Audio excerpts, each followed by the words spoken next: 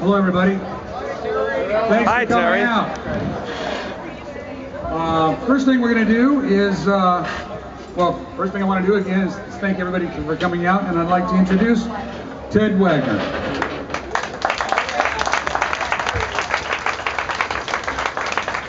Good afternoon. Thank you all for coming. There's a few people I would like to acknowledge.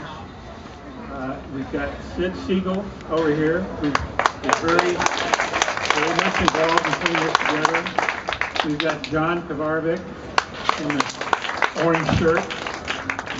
And I'd like to make a special thanks to Dr. Jeff Pearson, who, if it wasn't for him, it would have been a sad situation. He was one of John's doctors. Thank you, Jeff. You're welcome. All right. Hi. I would like You're to welcome. acknowledge some of the relatives that are here. We've got John's older sister back in the yellow. Older than me. We've got his daughter, Melissa, and his grandson back there with my older sister. And there's a couple of things that we'd like to take care of right away. And the first one is my granddaughter, Gracie, wrote a letter to Uncle John, and I had the privilege of reading it with him and with my youngest son, Richard, and about 2 days before he passed on. And believe me, this is from a 12-year-old girl. It was Johnny's great niece, and it's very touching. So I'd like one of the family members, if Gracie's not going to do it.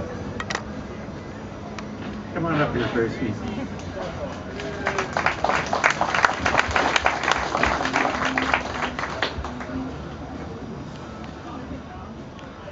Dear Uncle John, I love you very much and I always will. You made me believe in magic when I first saw you do a magic trick. You blew me away every single time I saw you do magic. You are an amazing man and never forget that.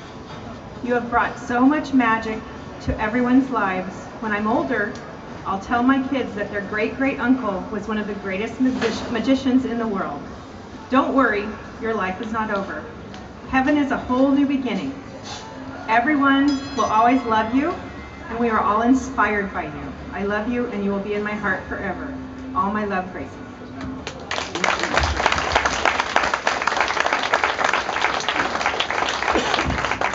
Isn't that inspirational? Yes.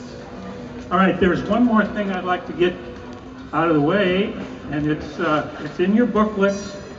A cousin of the family, James Day, is a writer, an artist, and he writes poems as well, and we refer to him in the family as Buzz.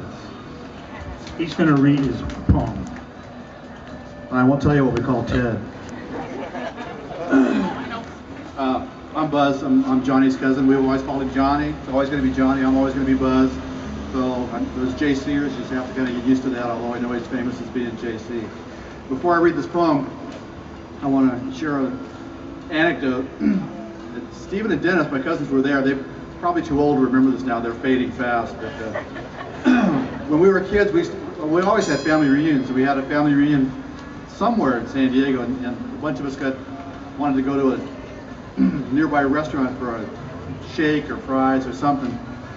So Johnny and Steve and Dennis and me and maybe another cousin or two went over there, and we had our treat.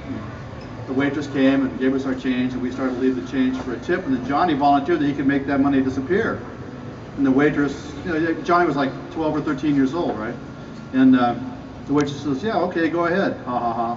Well, Johnny made the money disappear. And she says, okay, make it come back. He goes, oh, I don't know that part.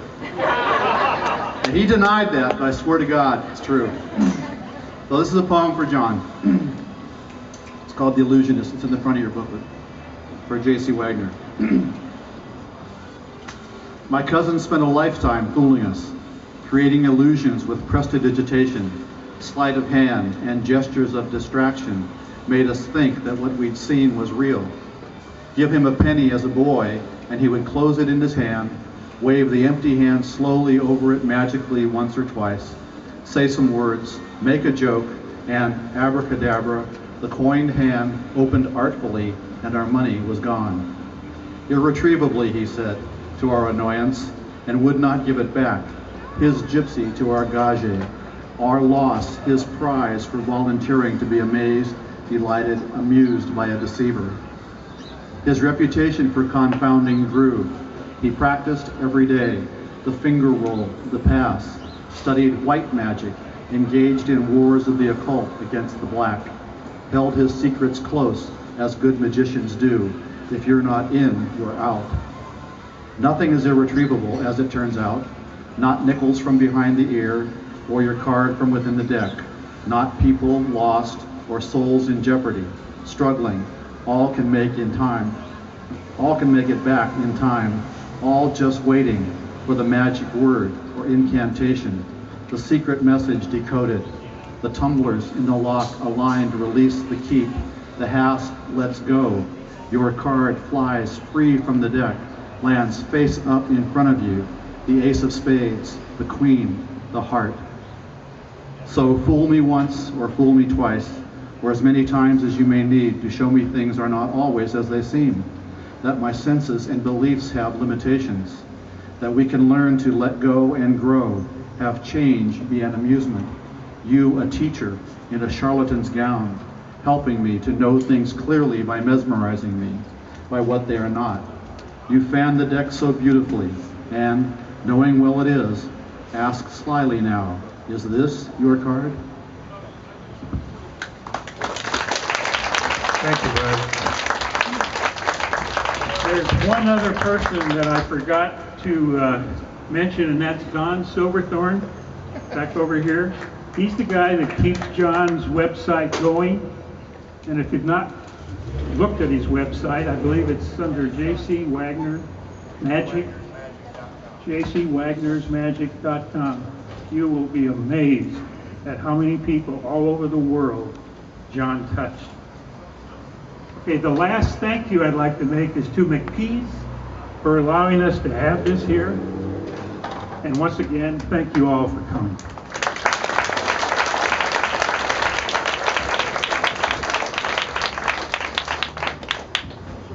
I'd also like to thank Alfonso and Ted for coming down and doing the magic for us. Thank you very much.